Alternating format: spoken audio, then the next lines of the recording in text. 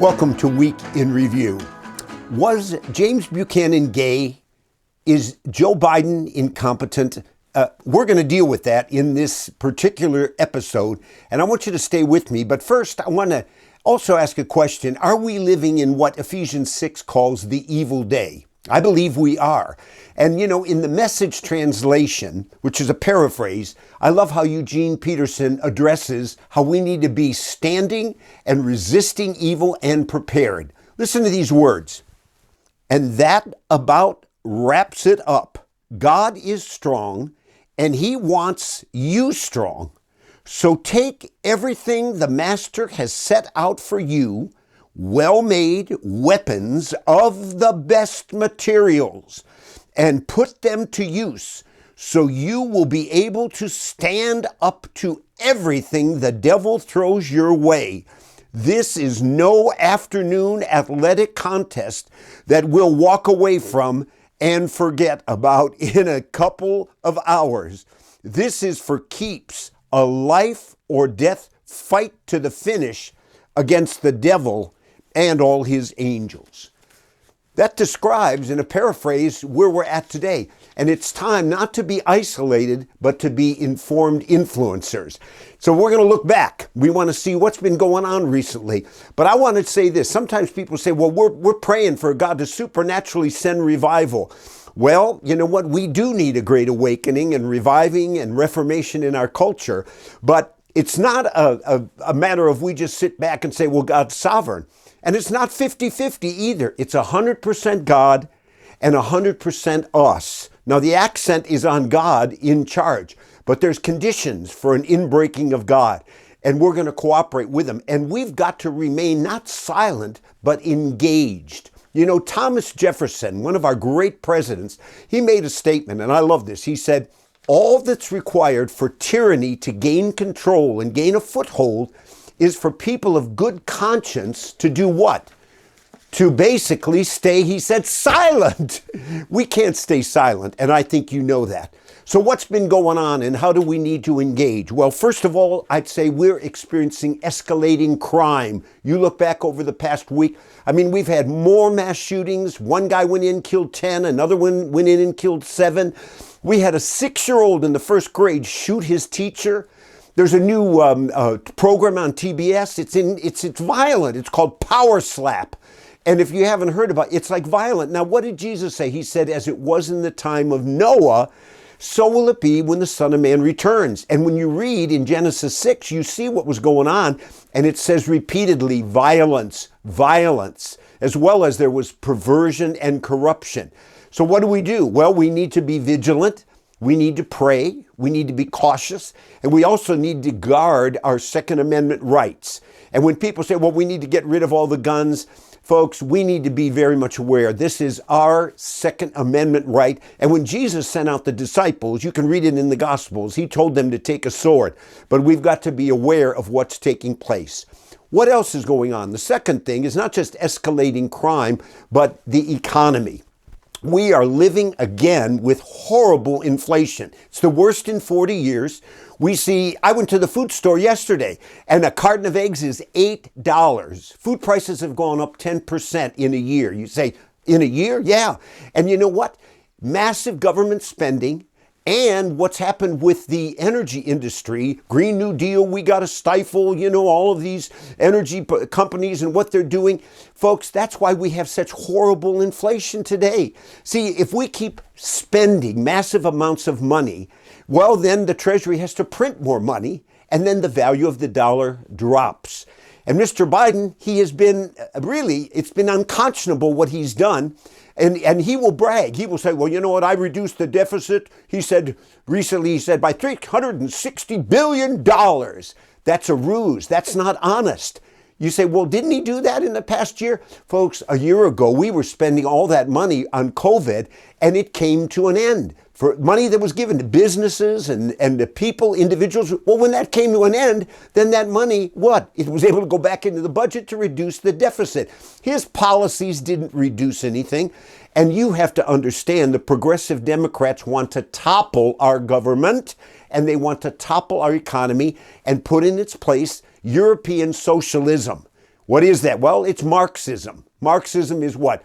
To each according to his ability, or from each according to his ability, and to each according to his need. It's an idea of share the wealth. It's called equity, and that's what this administration pushes. And so we see the economy in a horrible state. So we need to pray, but we need to also elect godly officials that are going to, yes, as we're seeing in the past week, should there be a debt ceiling? Absolutely. We cannot just keep spending ourselves into oblivion.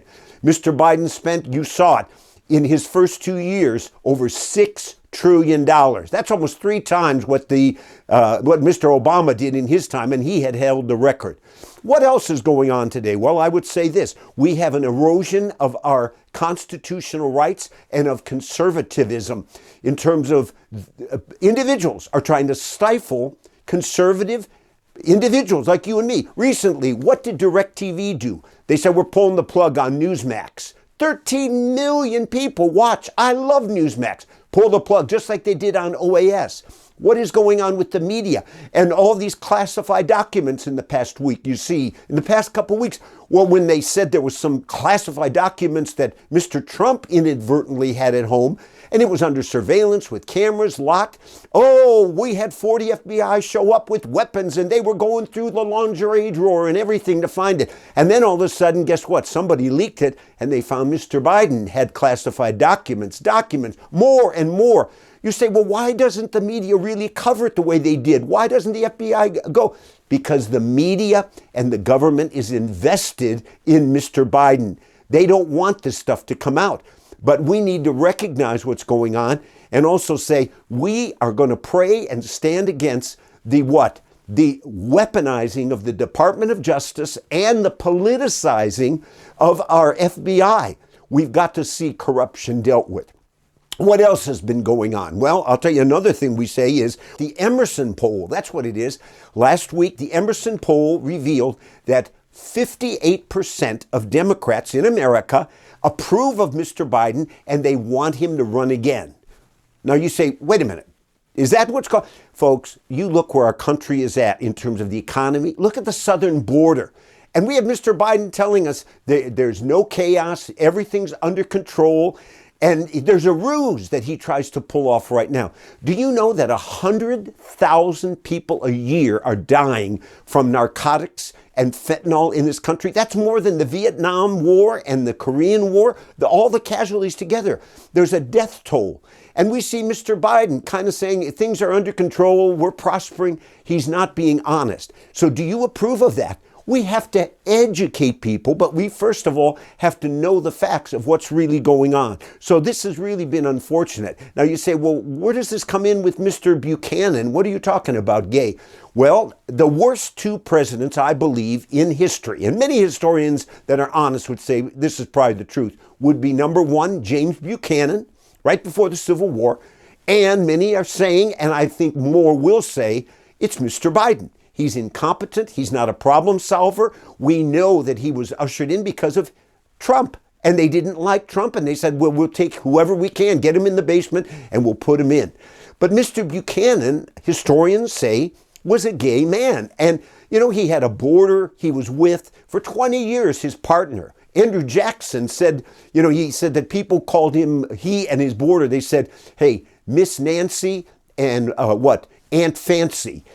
So because he was gay, that doesn't mean that's why he was bad, but his policies, his ineffectiveness, he wasn't a problem solver. He's just like we see with Mr. Biden.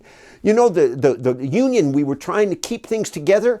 And what? In the South, they were raiding the federal depots and all that. He did nothing. He was ineffective. He's just like Mr. Biden. And so we have a gay man that his policies were ruinous. And so he's probably our worst president. And I believe Mr. Biden will go down next. So the idea of saying, re-elect him and he's great and all the rest of that is very unfortunate that people are blissfully ignorant. And we've got to educate them on what's going on.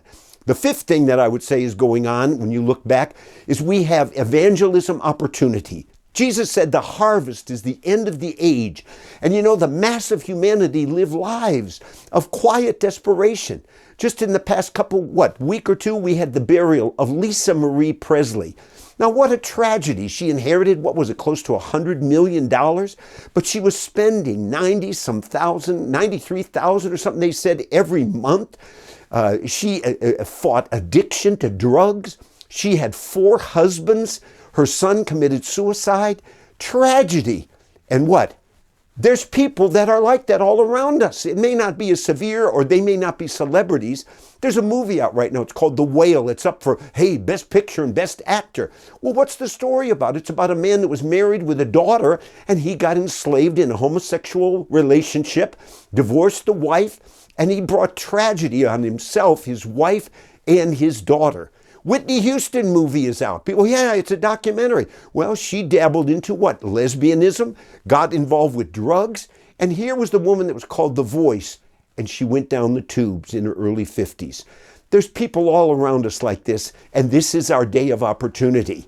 The Bible tells us there comes an evil day, and we need to stand. We need to declare the gospel. We need to be informed influencers. We really take our stand in this hour, and I'm inviting you to join with me in prayer for our nation and in being educated and informed on the hot button issues and taking a clear stand and speaking comprehensively, charitably, but clearly from a biblical worldview.